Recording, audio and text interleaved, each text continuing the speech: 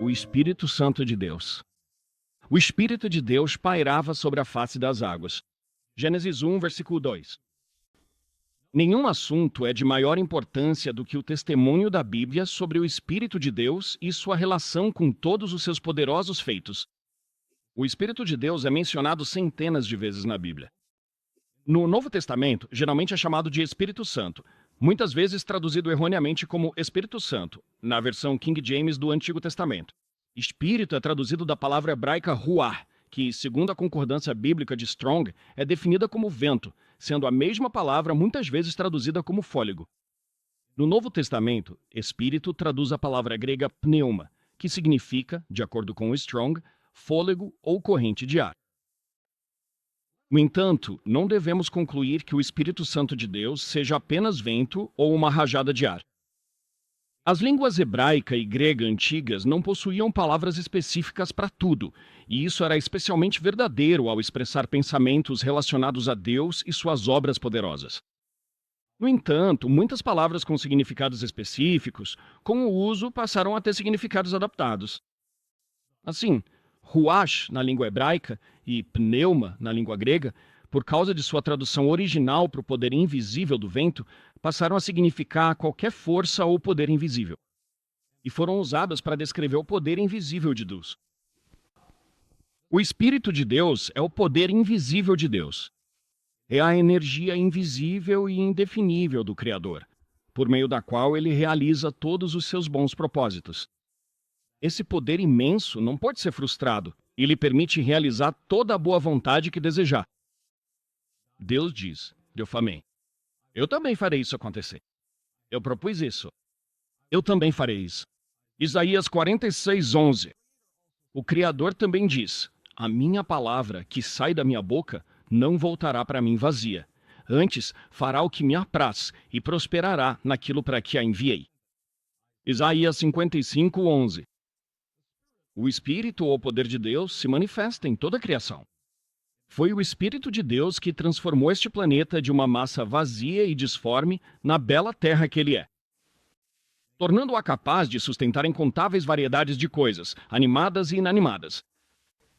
Nesse trabalho de transformação, foi o Espírito de Deus que estabeleceu os limites dos poderosos oceanos, para que o Criador pudesse dizer, até aqui virás, mas não passarás, e aqui se deterão as tuas ondas orgulhosas. Jó 38:11. Foi o poder de Deus que fez brotar a relva e as ervas na terra. Foi o seu Espírito que executou o seu decreto. Que as águas produzam abundantemente seres vivos que tenham vida. Gênesis 1:20. Certamente o seu Espírito pairava sobre a face das águas. Foi o Espírito de Jeová que cumpriu a sua palavra. Que a terra produza seres vivos segundo a sua espécie. Versículo 24. Foi o seu poder que operou na criação do homem. É o poder de Deus, dirigido em processos secretos conhecidos apenas por ele. Isso permite que toda a vida na terra se reproduza. Salomão escreveu, tu não sabes qual é o caminho do Espírito, nem como se formam os ossos no ventre da mulher grávida. Mesmo assim, tu não conheces as obras de Deus, que faz todas as coisas. Eclesiastes 11:5. Salomão foi o mais sábio de todos os homens de sua época, mas reconheceu sua ignorância sobre como o Espírito de Deus opera, e nossos cientistas hoje não podem fazer melhor do que concordar com a confissão de Salomão. Não podemos compreender o funcionamento do poder divino. Só nos resta maravilhar com o que ele realiza, como o vento. É verdadeiramente um poder invisível. A gravidade é uma de suas manifestações. Ele pendura a terra sobre o nada. Jó 26:7. Mas a Terra é apenas um ponto infinitesimal no grande universo de Deus. Pense nos incontáveis bilhões de sóis, estrelas e planetas, todos igualmente suspensos sobre o nada. E ainda assim eles giram nas órbitas designadas para eles, mantidos em seus lugares pelo que chamamos de lei da gravidade. Pense no poder do grande Criador que está contido em nosso Sol e é liberado por um processo controlado que fornece luz e calor à nossa Terra. Dizem que o Sol libera em 1 segundo tanta energia quanto o homem já utilizou com todos os seus aparelhos desde que existe na Terra. Até mesmo o poder ou energia utilizada pelo homem tem sua origem em Deus.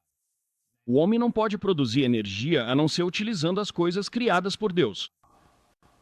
O homem agora descobriu a tremenda energia que está presa em um único átomo. Tente contar os átomos contidos em toda a vasta criação de Deus. É impossível para a mente humana compreender, mas só de pensar nisso já pode nos ajudar a entender um pouco mais realisticamente o poder todo-poderoso de Deus. Para um Criador que possui fontes de poder tão ilimitadas, preparar a Terra para a habitação humana foi algo simples. O Espírito ou poder de Deus é um poder que dá vida. Em Gênesis 6,17, ruar é traduzido como fôlego na expressão fôlego de vida. Podemos dizer então que o ruar, ou o Espírito de Deus, que se movia sobre a face das águas, é também o Espírito da vida. Confirmando isso, lemos em Jó 12,10 sobre o Criador, em cuja mão está a alma, tradução marginal, vida, de todo ser vivente, e o fôlego, ou ruar, de toda a humanidade. Foi esse pensamento que Paulo expressou em seu sermão no Areópago, quando disse a respeito de Deus: nele vivemos, nos movemos e existimos. Atos 17:28. O Espírito de Deus é o poder da vida inanimada, assim como da vida animada. Só Deus pode criar uma árvore, escreveu um poeta. E isso ressalta o fato de que, mas não fosse pelo Espírito de Deus, não haveria árvores, flores, grama, frutas, nem vegetais. Os cientistas podem reunir todos os elementos de uma folha de grama, mas eles não conseguem fazê-lo ver. Em seu sermão aos atenienses, Paulo disse que Deus não está longe de nenhum de nós. Atos 17:27. Certamente, o Espírito de Deus se manifesta ao nosso redor, na beleza e no perfume das flores, em sua amorosa provisão de alimento e nas paisagens deslumbrantes que nos encantam com sua beleza, formadas pela mistura de miríades de formas de vida inanimada. Quando Paulo procurou uma ilustração para a atividade cristã de proclamar o Evangelho, ele comparou isso ao semear e regar a semente, mas explicou que é Deus quem dá o crescimento. 1 Coríntios 3:7. Quão inútil seria o trabalho de um agricultor ao semear na primavera se Deus não desse o crescimento? Alguns agricultores podem perceber isso quando virem as pequenas plantas brotarem da terra e abrirem suas folhas. O Espírito de Deus está agindo para dar o crescimento, mas muitos não o fazem.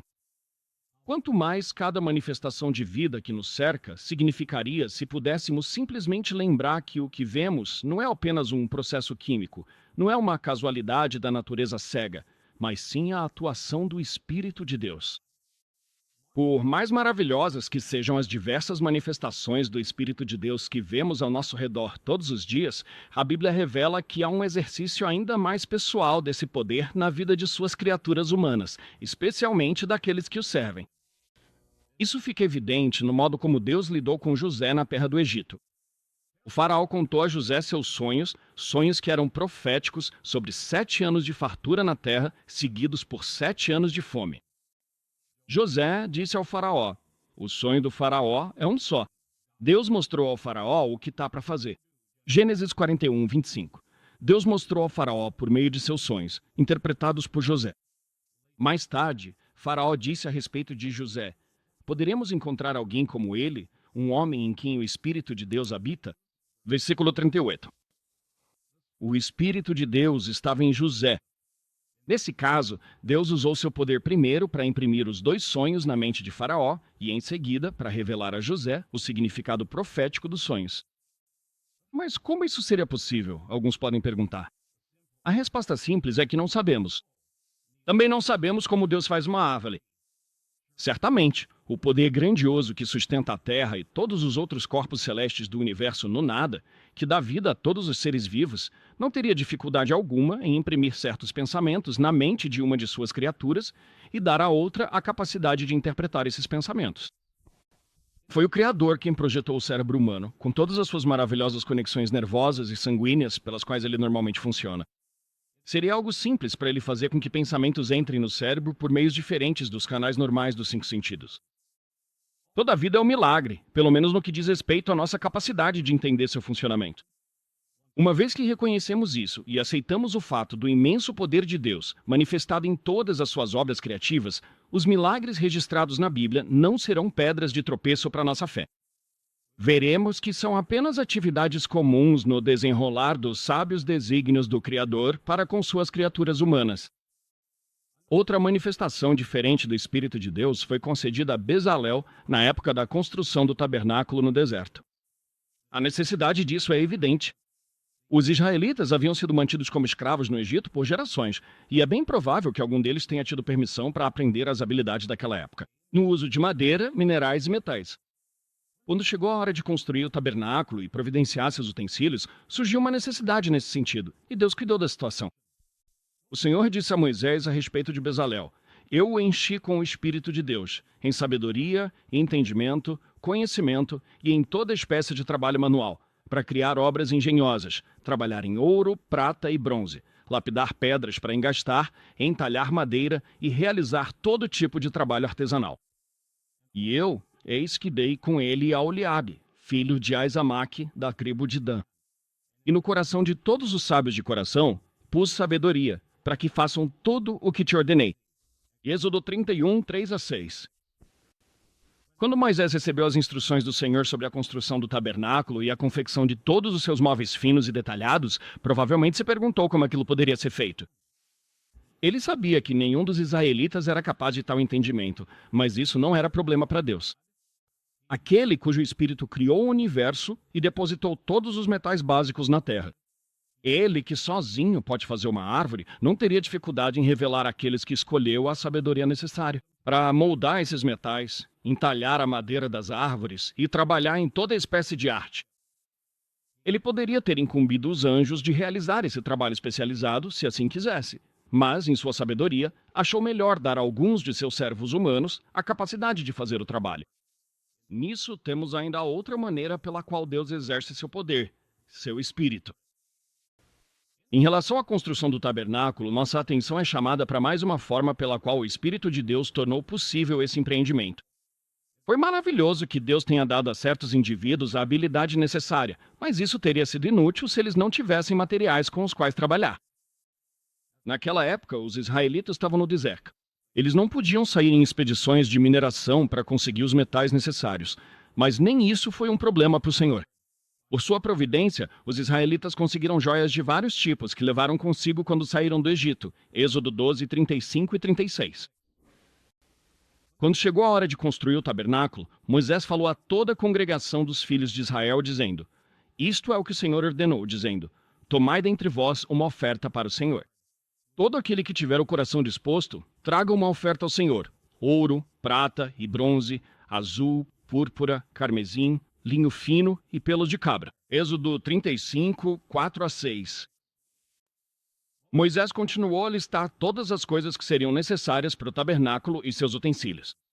Então, no versículo 21, lemos: Vieram todos aqueles cujo coração os moveu, e todos aqueles cujo espírito os tornou dispostos, e trouxeram a oferta do Senhor para a obra do tabernáculo da congregação, para todo o seu serviço e para as vestes sagradas. Êxodo 35, 21. Aqui vemos o poder do Senhor agindo no coração do seu povo, motivando-os a doar os materiais necessários para o tabernáculo que ele havia instruído Moisés a construir. No entanto, não conseguimos compreender como isso aconteceu. Ainda assim, outra manifestação diferente do poder de Deus é mencionada em relação ao seu trato com Israel durante o período dos juízes, quando a nação não tinha um governo central. Essa falta de organização os tornava presas fáceis para seus inimigos. Quando eles eram oprimidos e a destruição ameaçava, o Senhor intervia. Ele fazia isso levantando um líder ou juiz, a quem abençoava para expulsar os inimigos de Israel. O relato diz que o Senhor colocava o seu espírito sobre eles. Ou seja, ele os capacitava para cumprir seus propósitos. Veja Juízes 3:10, 6:34, 11:29, 13:25 e 14:6. Quando Zorobabel estava reconstruindo o templo de Deus em Jerusalém e enfrentando muita oposição, a palavra do Senhor veio a ele dizendo: Não por força nem por poder, mas pelo meu espírito, diz o Senhor dos Exércitos. Zacarias 4:6. Isso é verdade em todos os aspectos da nossa existência, se nos esforçarmos para servir ao Senhor e buscarmos nele orientação e ajuda. Seu espírito, quando age em favor do seu povo, pode superar qualquer obstáculo para cumprir seu propósito na vida deles. Em Mateus 12, 28, Jesus indica que seus grandes milagres foram realizados pelo Espírito de Deus. Ele mostra que isso será verdade para todas as bênçãos que alcançarão o povo, quando o reino de Deus estiver operando na terra. Assim, mais uma vez, temos a certeza de que as promessas de Deus sobre a cura dos enfermos e a ressurreição dos mortos certamente serão cumpridas. Seu espírito não permitirá nenhuma derrota do propósito divino. Como somos gratos por um poder tão ilimitado estar sob o controle de um Deus justo e amoroso, e também infinitamente sábio. Por causa disso, sabemos que seu espírito nunca será usado para esmagar ou ferir as pessoas, mas sempre para levantar e abençoar. Alguns, por engano, falam da onipresença de Deus, querendo dizer que ele está presente em todos os lugares ao mesmo tempo. Isso tende a eliminar a personalidade do Criador. No entanto, o Espírito de Deus, seu poder, está presente em todo lugar e o tempo todo. Não existe situação em todo o universo sobre a qual ele não tenha total controle, ou não possa assumir o controle instantaneamente. Davi escreveu: tal conhecimento é maravilhoso demais para mim. É elevado. Não consigo alcançá-lo. Para onde irei longe do teu espírito? Ou para onde fugirei da tua presença? Se eu subir ao céu, lá estás tu. Se eu fizer minha cama no inferno, ou Sheol, a condição de morte, eis que tu estás lá também. Se eu tomar as asas da alvorada e habitar nas extremidades do mar, até ali a tua mão me guiará, e a tua destra me sustentará. Salmos 139, 6 a 10. Aqui, Davi expressa sua confiança de que mesmo na morte, isto é, no inferno, ele não estaria além do alcance do poder divino. Quão estranha seria a declaração do salmista se o inferno fosse um lugar de fogo e tormento. Mas quando aceitamos o fato bíblico de que o inferno é o estado ou condição da morte, essa expressão se torna rica em significado. É simplesmente a maneira poética de Davi afirmar sua crença nas promessas de Deus, para trazer os mortos de volta à vida. Significa que o Espírito de Deus alcançará o estado de morte e despertará os mortos. Isso foi confirmado na ressurreição de Jesus Cristo dentre os mortos pelo poder todo-poderoso do Pai. Deus não abandonou a alma de Jesus, seu ser, no inferno, no Sheol. Salmo 16, 10, Atos 2, 27, 28, 32, Efésios 1, 19 e 20. Em sua perfeição original, o homem gozava do favor de Deus. O Senhor fez resplandecer o seu rosto sobre ele. À luz da presença de Deus, o homem desfrutava da vida. Pois, como escreveu Davi, na graça de Deus, a vida. Salmo 30, versículo 5. Deus providenciou um belo jardim para sua criação humana, instruindo-a a multiplicar-se, encher a terra e sujeitá-la. Faça tudo, isto é, como o local no jardim que Deus providenciou. Mas essa provisão de um lar e de uma vida dependia da obediência do homem à lei divina, e ele desobedeceu. Então Deus escondeu o seu rosto do homem, e sua criação humana tornou-se temerosa e perturbada. Eles começaram a morrer e a voltar ao pó.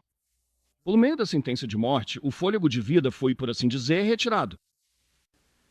Mas essa não foi a última experiência humana, nem o destino final que Deus havia decretado para o homem. Por meio da redenção que está em Cristo Jesus, Deus providenciou a ressurreição do homem dentre os mortos. Isso seria realizado pelo poder divino, o poder que deu vida ao homem em primeiro lugar. O salmista explica assim: tu envias o teu espírito e tudo é criado. Tu renovas a face da terra. Salmo 104, truto. O Espírito de Deus que pairava sobre a face das águas, aquele poder imenso que deu origem a cada átomo em todo o vasto universo, que deu vida a todos os seres vivos, animados e inanimados, no tempo devido de Deus, alcançará a morte e ressuscitará os mortos. Muitos supõem que, para haver vida após a morte, não deve haver cessação da vida, mas esse raciocínio é falso. Isso não leva em consideração o Espírito ou o poder de Deus.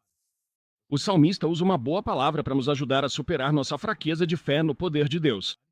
Ele disse: tu envias o teu espírito. Eles são criados. Quando o fôlego da vida retorna a Deus, que o deu, e o corpo volta ao pó, a pessoa de fato deixou temporariamente de existir. Ele está como se nunca tivesse existido. Eclesiastes 12, 7, Jó 10, 18 e 19. Assim, o que de fato é realizado pelo Espírito de Deus na ressurreição é uma recriação do indivíduo. Na criação original de Adão, embora ele tenha recebido um cérebro perfeito, com capacidade perfeita para pensar e raciocinar dentro dos limites da mente humana, nenhum pensamento foi implantado em seu cérebro. Esses ele recebeu depois, sendo impressos em sua mente através dos 5 sentidos. Mas na recriação dos mortos, descrita no Novo Testamento pela palavra ressurreição, o banco original de pensamentos que o indivíduo construiu durante sua vida anterior será implantado no novo cérebro. E assim, ele será lá novamente Davi, ou Isaías, ou João da Silva. O salmista explica ainda que, quando o Espírito de Deus for enviado para a recriação da raça humana, a face da terra também será renovada. Quando Deus sentenciou nossos primeiros pais à morte, ele disse: Maldita é a terra por tua causa. Gênesis 3:17. Durante os 1000 anos do reinado de Cristo, quando o Espírito de Deus estiver restaurando os mortos à vida, essa maldição sobre a terra também será removida. O Apocalipse declara que não haverá mais maldição. Apocalipse 22, de 1 a 3. Então toda a terra se tornará um vasto lar paradisíaco, no qual a raça humana restaurada terá o glorioso privilégio de desfrutar do favor de Deus para sempre. Como é maravilhoso percebeis! O Espírito de Deus, que se movia sobre a face das águas e preparou a terra para a habitação humana, voltará a se manifestar, restaurando os mortos à vida e restaurando o paraíso. O Espírito de Deus será exercido para proporcionar bênçãos de saúde e vida para toda a humanidade. Então, as criaturas humanas de Deus se juntarão ao cântico de louvor entoado pela primeira vez por Davi. Ó Senhor, quão numerosas são as tuas obras! Com sabedoria todas elas fizeste. A terra está cheia das tuas riquezas. Salmo 104, 24. Antes do momento em que o Espírito ou poder de Deus descerá até o túmulo para restaurar os mortos à vida, antes que a maldição sobre a terra seja removida e antes que o Espírito de Deus encha a terra com sua glória e com riquezas de saúde e vida para a alegria de sua criação humana, ainda há uma outra forma, diferente, pela qual o Espírito opera para cumprir seus propósitos. É esse funcionamento do Espírito Santo que é mencionado de tantas formas e com tanta frequência no Novo Testamento. Está relacionado com o modo como Deus lida com Jesus e com os seus seguidores fiéis. O Senhor te abençoe e te guarde. O Senhor faça resplandecer o seu rosto sobre ti e tenha misericórdia de ti. O Senhor sobre ti levante o seu rosto e te dê a paz.